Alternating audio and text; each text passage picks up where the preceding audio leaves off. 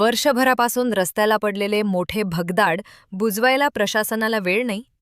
याच नाकर्तेपणाचा निषेध म्हणून प्रशांत सोनवणे यांनी करंजी घाटात राष्ट्रीय महामार्ग विभागाचा दशक्रिया विधी उरकला. प्रशासकीय अनागोंदीचा निषेध करत सोनवणेंनी स्वतःचे मुंडन करून घेतले. सर्वोच्च न्यायालयाचे नियम पायदळी तुडवून उभारलेले 96 धोकादायक स्पीड ब्रेकर्स हटवण्यासाठी रुग्णवाहिका चालकांनी 2 तास ठिय्या मांडला.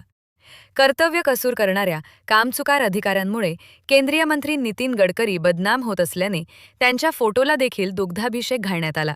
मागच्या वर्षी 15 सप्टेंबरला जो अतिवृष्टी झाली त्या अतिवृष्टीमध्ये हा रस्ता नॅशनल हायवे बऱ्याचशा प्रमाणात वाहून गेला. तरी 1 वर्षापासून या गोष्टीचा मी पाठपुरावा करत होतो, पण मला उत्तर काही मिळत नव्हतं. साहेबांचे उत्तर हे प्रत्येक वेळी वेगवेगळे होते. तर मी आज असं ठरवलं होतं की आज हे आंदोलन करायचं.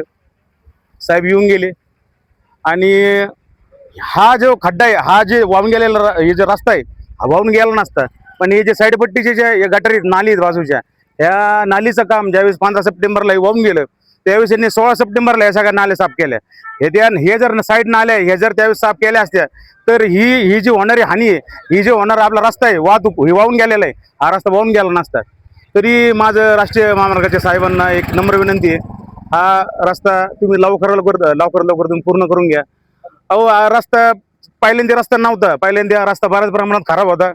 पण आपल्या पाथर्डी शेवगाव तालुक्याच्या लोकप्रिय आमदार मोनिकताई राजळे यांनी हा रस्ता एकदम उत्कृष्ट पद्धतीने बनवला.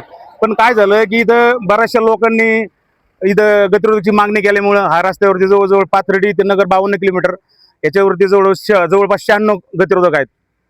हे गतिरोधक आणि हा पडलेला खड्डा याच्या विरोधात आज आंदोलन होतं. आणि साहेबांच्या म्हणण्यानुसार आज त्यांनी ज्यावेळेस मला त्याची निविदा दाखवली की ही प्रोसेसमध्ये आहे, तर लवकर त्यांनी आज आम्हाला आश्वासन दिलंय की आम्ही लवकर याचं काम सुरू करू आणि गतिरोधकची आम्ही संयुक्तरित्या पाहणी करून काढण्यात येईल. अखेर 2 दिवसात कारवाईच्या आश्वासनानंतर आंदोलन तूर्तास स्थगित झाले आहे. Bureau report, Satyajit Maharashtra, Pathardi, Ahilyanagar.